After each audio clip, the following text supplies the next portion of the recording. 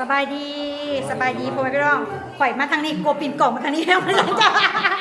าสกึมสบายดีสกึมเพิ่นก็สบายดีเนาะข่อยสบายดีข่อยเปิดกล่องมาทางนี้พ่อแม่พี่น้อง FC บ่จะอยู่ฝั่งไทยฝั่งลาวหรือต่างประเทศเนาะพี่น้องมื้อนี้ก็มาพบพ่อกับสกึมคือเก่าสิมามอบเงินเนาะเป็นสินน้ำใจจากผู้ใหญ่ใจดีของน้องพีของคุณแม่น้องพีทางประเทศไทยเนาะแล้วก็เป็นเงินของสลาหักสลาที่เพิ่นให้เป็นน้ำใจที่ทางทีมงานเฮ็ดไปเฮ็ดหัวไปแอร์เนาะพี่น้องเนาะเฮ็ดน้ำบาดอกบาดาลเทพื้นเทหยังแหละแล้วก็เพิ่นพาเงินมาแต่อาทิตย์ก่อนๆเซากึ่มบ่มีเวลาเนาะเซากึ่มก็ไปนั่นไปนี่ก็เลยยังบ่ได้มอบก็เลยสิมามอบมื้อนี้เนาะจะได้ก็ฝากคนพี่น้อง FC ทุกคนที่น่าฮักกดไลค์กดแชร์กดติดตามเป็นกำลังใจเซากึ่มนะพี่น้องเด้อเพราะว่าเซากึ่มก็สิวางแผนเรื่องการเฮ็ดเรือนเว้ากับพ่อเซาบัวว่าเฮาสิจังได๋ต่อ1 2 3 4เนาะเพื่อที่จะสร้างให้ไปแอร์เนาะพี่น้องเนาะมันก็บ่ได้เฮ็ดอาสิบ่ได้เฮ็ดบัดเดียวเนาะเพราะว่าเงินนี่มันมีมาแบบเทอละหน่อยครับผสมทบแล้วเฮ็ดไปเลยเฮ็ดไปเรื่อยๆแบบตั้งเสาก็เฮ็ดงบตั้งเสาก็ตั้งเสามื้อได้งบมุงก็มุงได้ปูกับปูสินะพี่น้องมันก็เฮ็ดไปเรื่อยแบบเฮาเฮ็ดแบบสะพานบุญมันสิบ่ได้ปุบปับเพราะว่าเงินนี่มันมาหลายทาง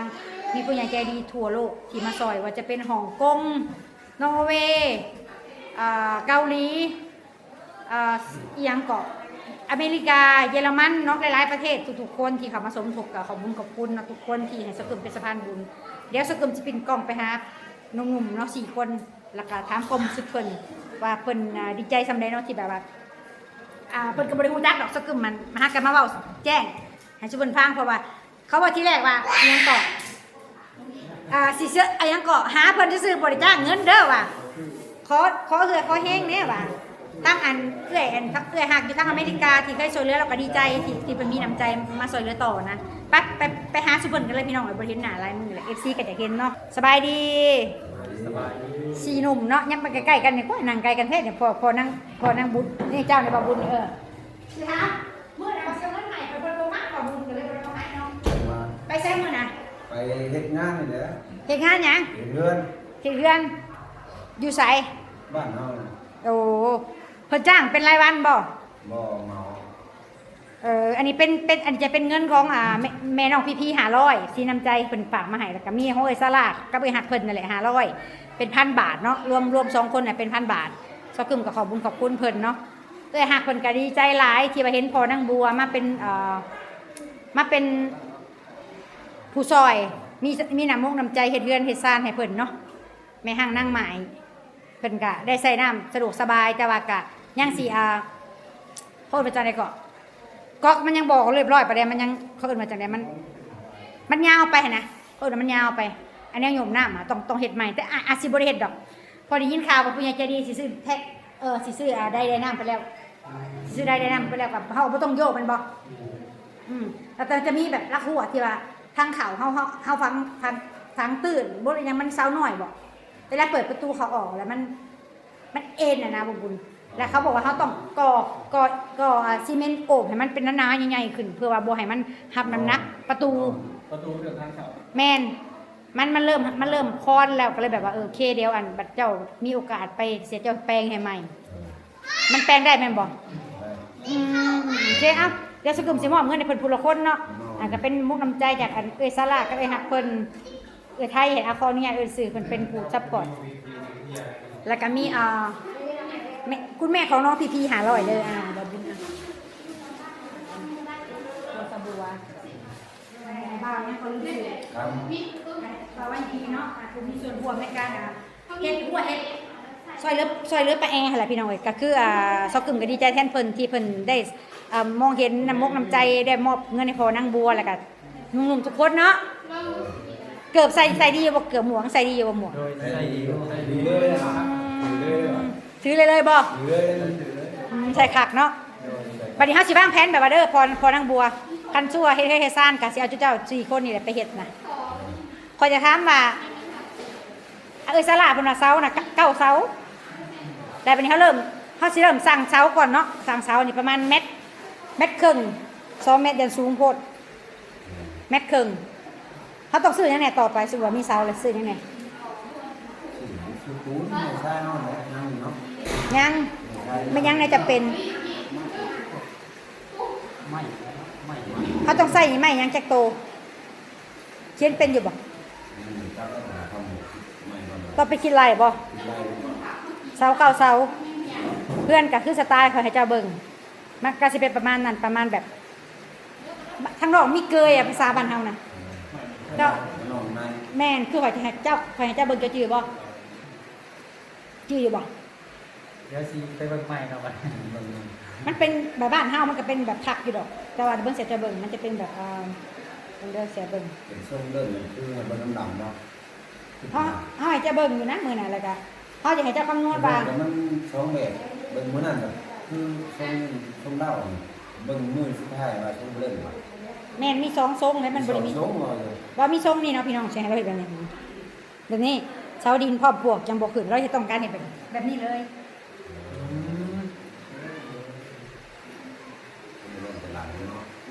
เราต้องคำนวณว่าเขาสิเอาเสาเท่าไหร่ ได้อยู่ เอาพาร์ทจักอันซื้อพาร์ทจักอันซื้อคือข่าวซื้อใหม่ส่วนใดเนี่ยของมันเขาสิเห็น ไปกระแทกก่อนได้กระแทกที่ก่อนได้เอาจังกล้าได้เนาะ พวกห้องสำใดเนาะ แม่เราต้องไปแทกก่อนเจ้าระยะกว้างไป พวกสำใดห้องสำใด แต่สิได้ไล่ที่ แต่จะเห็ดเป็นเนาะแบบนี้เนาะเพราะว่าเฮาสิอันคือข่าวแบบแถวอันเนี้ยคือมันเฮาสิอันเอาขอต่อเป็นแบบว่าอัน ไม่ หมายถึงเอาไม้ช่วงนี้มานี่แต่ว่าเช้ามันสิเป็นขอพ่อมายุบไปต่อนะแต่เป็นช่วงนี้แหละประมาณนี้แหละเพื่อนแต่ประมาณนี้ ไม่ต่อไป แม่นใส่สังกะสีเท่าไรจักแผ่นเป็นผ้าจักแผ่นเป็นปูจักแผ่นคือขาวเนาะคือขาวว่ามีอันอีกพอใส่ สีว่าอย่างมันแม่ สีนี้ว่า ย้อนมันใส่ขาวเนี่ย ใส่เบดบอก ใส่แล้วนะเป็นขาวแล้วไปไข่สีม่วง ขอบมันยังมันแต่ละอันเขาก็เห็ดเป็นเรื่อยเลยเท่าไหร่นี่ยังก่อนหลักการที่เห็ดนี่คือว่าอันตั้งเสาก็ได้เจ้าว่าทีไรมากเลยเขาเห็ดขึ้นยังเกาะขึ้นโค้งก็ได้พอเขาสิบได้มาโหด เอาเดือนละตอนเนาะ เห็ดก็เห็ดเป็นไหมเพราะว่าเพื่อสิได้ กระบวนการที่แน่นพวกห้องทำไรมันขาดมันก็ทำพวกมันก็เสียดายเนาะหลาย เราต้องไปแทกแบบกลัวเนี่ยจะกินไร ทำไรลงยาวนี้ก็เสร็จบนพวกห้องก่อน เขาจะเอาสำเร็จสำเร็จเนาะ หูให้ฟันว่ามันหลังแน่มันจะไม่เป็นไร กับบอลง่ายดอก น้อยมันจะเป็นไร เพราะว่าเจ้าแบบจักเม็ดบ่9 เม็ดกวงบ่ 9 เมตรโอ้มันด่าเป็นเท่านั้นเดือนแต่ทุก เอาสำเร็จค่ะสมมติเอาหน่อย แต่ทุกเก้ามันก็สุดเท่านั้นแหละ แล้วเราต้องไปแทกหนาเนาะ แท้มันก็ แทกเบิ่งหนาราคานี่มานี่ ต้องเบิ่งเดินเท่านั้นมันหอมเลย บ่ แต่ทุกเก้ามันจะขับไปเลย บ่เขาเอาซื่อๆมาถึงว่าเขาอาจสิเป็นแบบว่า อาจจะเป็น6 คูณ 6บ่ 6 เนาะ หกอีกแล้วหก กูดีอยู่สบาย2 คนก็บ่ได้ใหญ่ดอก คน แต่ว่าเฮาสิให้เจ้าไปเบิ่งหน้างานแล้วเจ้าไปแทกคนเซานี่แทกว่าหน้างานนี่เฮาสิเอาคันนี้มานี้คันนี้มานี้เขาต้องใส่ยังเริ่มต้นเสาคันนี้ต้นเท่านั้นแม็กซื้อยังมาเลยนะสั่งตัวงบแล้วมันสิมีอยู่ประมาณตอนนี้ก็ คนรวยคน แม่นตอนนี้งบมีแล้วได้ประมาณ 30,000 กว่าบาทแต่ข่อยเขาไปถ่ายเนี่ยถ่ายพร้อมเดียวเขาเจ้าเขาแหละเจ้าเขาไปเฮ็ดหัวตอนนั้นยังบ่ได้มีงบเลยก่อนแล้วเริ่มทยอยมาผู้ใหญ่ใจดีก็อยู่ทั้งเกยหักทั้งโนเวย์แม่หักทั้งอันยังก็เยอรมันแม่มอมกับเสียงเขามาข่าวไพ่แห่รอผลเศร้กับเสียงข่าวไพ่แห่16,000เมื่อนั้นจะไปยังบริมีไพ่ใส่มันกะสิยากเนาะ เนี่ย เขาได้ใส่ไฟอยู่บ่เวลาเห็นกัน ใส่แล้วเนาะใส่ก็เป็นเจาะไม่ เจาะไม่เจาะนอกแน่นอนใส่ขางใส่ยางมันได้ ใส่บ่ สาวดินเอาขางมาใส่แล้วเจาะใส่นอกยัดที่นอกนี่เลยใส่ได้ แป้นพามันเอาแป้นไหม้บนด้วยแผ่นสลัด เป็นแผ่นไม้สลัด ต้องใส่ไฟเก่า ใส่ไพ่เนี่ย นั่นแหละแต่เป็นปูนถ้าเอาไม้ธรรมดาบ่มันจังทนเนาะมันจังแน่นเนาะ นี่เอาไหม้แล้วเนาะ เอาไม้ธรรมดาเขาซื้อไม้แบบไม้ที่เขาจะปูเลยเขาก็ต้องมากบมันจะสิได้เนาะกบให้มันแบบว่าบ่มีเสียดได้เนาะเพราะว่าซื้อมาเลยใส่ได้รถเลยบ่ได้อีกเนาะดีเท่ากับแม่มอมเราเข้าไฟให้เนาะอันนี้ก็ขอบคุณแม่มอมทางเยอรมันเพิ่นก็ให้แม่ให้ป้าแอร์ได้มีไฟฟ้าใส่แล้วก็สบายใจไปอีกอย่างหนึงเพราะว่าคันแนนบ่มีไฟก็สิยากเจ้าผู้เป็ดเฮือนน่ะ นั่นไม่เนาะ มันก็สิบริใส่ประเด็นที่น้ำใน เดี๋ยวไม่คอยน้ำอะไรดอกน้ำนี่ใครดอกน้องช้างไก่แล้ว กอยปูนกอยหยังได้บ่ ไอ้ กอยปืนเขาหยุด ยึดตะตีมันซื้อโบราณอะไรดอกน้ำ น้ำมันได้ มัน เนาะ หยุดแต่ตีนมันเนาะ แล้วตั้งเสาตั้งเสาเนาะ แม่ คือสิได้หยอกสร้างอาทิตย์พี่น้อยเพราะว่าทับทามเพิ่นไว้เลยก็ตั้งช่วยเหลือกันกับป้าแอแล้วพี่น้อย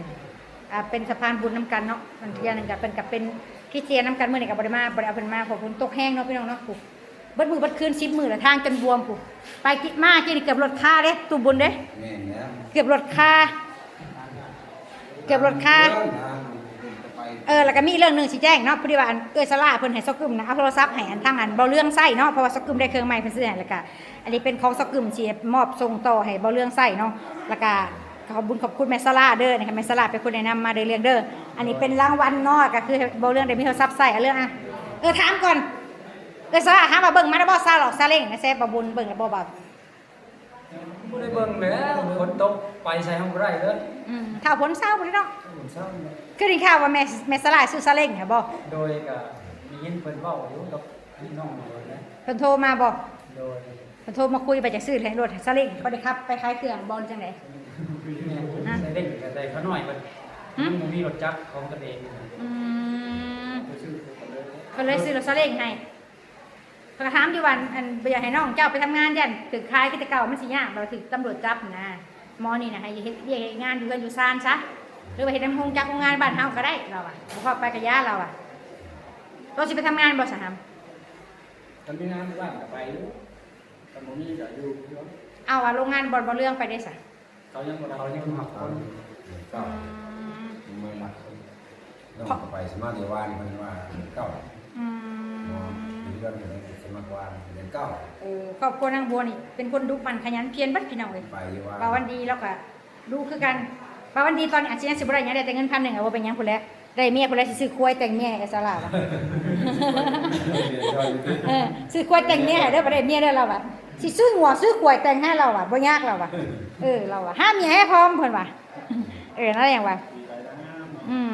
แล้วเฮ็ดความดีอ่ะเพิ่นก็เบิ่งอยู่เพิ่นเบิ่งทุกคนแหละเพิ่นก็ยังสิบ่ได้ให้ตอนนี้แต่เฮ็ดไปแล้วแหละเพิ่นหาสิให้เฮาตำหลังดอกบ่พาน้อยมุกน้อยใจเพิ่นยังบ่ได้หยังกันเพราะว่าบ่วันดีแล้วมานั่งอยู่นี่ก็คือมีเป้าหมายคือเพิ่นสิพานางสาไปหักษาเนาะพี่น้องน้องบ่วันดีเพิ่นก็เป็นโรคจิตเวชที่ยังแบบยังแบบว่าสิใช้ชีวิตปกติยังบ่ได้แบบว่าถ้าว่าสิให้เอาลูกเอาผัวสร้างครอบครัวก็ยังบ่ได้เนาะวันดีเนาะมันก็เป็นภาระแม่อยู่เป็นภาระอ้ายอยู่มันก็ลำบากอยากให้เราหายดีเป็นปกติคือนางเต้าอย่างเงี้ยแบบใช้ชีวิตแบบว่ามีสติสตังค์เอาลูกเอาผัวแบบนั้นคือสิโอเคกับสิดีใจน้ำเพิ่นนะพี่น้องแต่ยังซอยเหลือหลายคนเอ้ยศาลาก็ได้เพิ่นวางแผนไว้นะว่าจังซั่นแหละก็เลยสักกึ่มก็ดีใจนํแต่ละคนที่ว่าได้เพิ่นเห็นความดีแล้วก็เพิ่นมอบสิ่งมอบของให้ก็ดีใจนํบ่ได้ถือเด้ข่อยซื้อนี่10,000 กว่าบาทก็ได้นี่บ่วันดีเอ้ยนี่บ่ไปเลยบาทมันดีแล้วบ่เรื่องมันได้เป็น Vivo เนาะสักกึ่มใช้อยู่ก็สิมอบส่งต่อเพิ่นแต่สิเอาไปเอาข้อมูลออกให้ก่อนเด้อเพราะว่ามันยังมีแอปธนาคารอยู่ไปวันธนาคารบ่เปิดเนาะอันนี้ก็เป็นในส่งต่อให้แล้วก็เอาให้เบาเรื่องขอบคุณไอ้ซาร่าเนี่ยเนาะทุกอย่างที่เพิ่นมอบให้เอาอันนี้เอาไปก่อน ขาน้อยก็ขอบคุณทั้งแม่สลาแล้วก็เซากึมเนาะที่ได้ช่วยเหลือขาน้อยให้ได้ฝากเงินมาให้แล้วเอาโทรศัพท์ให้ขาน้อยบ่คิดบ่ฝันว่า สิได้นะก็ดีใจหลายเนาะก็ขอเจ้าไว้พรแม่เนาะในสิ่งที่แม่ได้ช่วยพวกขาน้อยมานี่ก็ขอให้กลับคืนหาแม่100เท่าพันต่อเนาะในกิจการหน้าที่การงานของแม่ก็ให้ราบรื่นเนาะให้ได้กำไรสูงเนาะก็ขอพระเจ้าไว้พรพี่น้อง FC วัดจุบูสุคนและผู้ใหญ่ใจดีวัดจุบูสุคนเนาะที่ได้แบบช่วยเหลือเขาน้อยมาโดยตลอดที่บ่ป้าบ่ทิ่มเขาน้อยนะแบบช่วยเขาน้อย แล้วก็คุณแม่น้องพี่ๆพร้อมที่เพิ่นฝากเงินมาผู้หา100นะไว้พรเพิ่นเอา แม่น้องพี่พร้อมเนาะ แม่น ได้ฝากเงินมาให้พวกเขาน้อยได้ใช้จ่ายในครอบครัวเขาน้อยก็ดีใจหลายเนาะก็ขอพระเจ้าไว้พรแม่ในสิ่งที่แม่ได้ให้พวกเขาน้อยก็ขอให้กลับคืนหาแม่100เท่าพันต่อเนาะ โดย ให้อายุมันขวัญยืน แต่ในกระฝากติดตามเนาะเพราะว่าทีม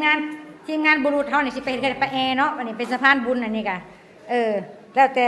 คุณยายใจดีเพิ่นซอยมากก็ดีใจนํเนาะเฮาบ่ได้ว่าบักแบนว่าสิเอาเท่านั้นเท่านี้เพราะว่าเพิ่นก็ซอยเหลือต่างอันสละแหละเพิ่นก็ซอยอยู่แต่ว่าเพิ่นก็บ่เพิ่นก็สิให้คือกันค่าสร้างน่ะบ่ได้ว่าเฮ็ดฟรีดอกแต่ว่าสิ่งใดที่ว่าเฮ็ดบ่ได้ก็เฮ็ดฟรีแล้วจุเจ้า ซอยอันนี้มันบ่คักบ่แน่เฮ็ดฟรีใช้ฟรีแล้วแหละเนาะบ่ก็ขอบคุณทุกคนที่มีส่วนร่วม เฮ็ดไว้นะ โดยอ้าวสบายดีทุกมนุษย์ทุกคนสบายดีบ่าวันดีก็บ่ต้องน้อยใจเจ้าได้สิแต่งเมียให้เราเด้อ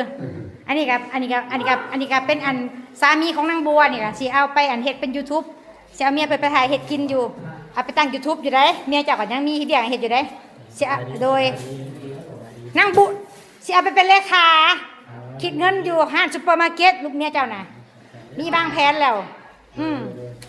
โอเคพี่น้องคลิปนี้ก็ประมาณนี้ฝากกดติดตามกดไลค์กดแชร์ให้แหน่มื้อนี้สบายดีไหมแม่สลาไว้อันนี้ร้านสาวผู้น่ารัก สบายดี สบายดีอันนี้แม่ครัวเฮ็ดกิน ให้พี่น้องแต่ละโบสถ์ในมื้อแม่ครัวเฮ็ดกับข้าวให้พี่น้องแต่ละทิศมีเมียตู้ซิดเพิ่นเฮ็ดกินแล้วลูกสาวเพิ่นสบายดีป้าลุงดูลูกสบายดี อากระตื่นนะลงบ่จ้อย แม่ครัวเนาะเฮ็ดกับข้าวให้พี่น้องกินก็มีแต่เพิ่นแต่ละทิศพี่น้องนะพ่อแม่พี่น้องคลิปนี้ก็กดแชร์กดติดตามเป็นกำลังใจให้แน่พบกันคลิปหน้าเด้อสบายดีคันสักคืนบ่ผิดพลาดประการใดขอโทษขออภัยเนาะคลิปนี้ก็สิได้ขอลาทุกคนไปก่อนพบกันคลิปหน้าสบายดีไปก่อนทุกคนบ๊ายบาย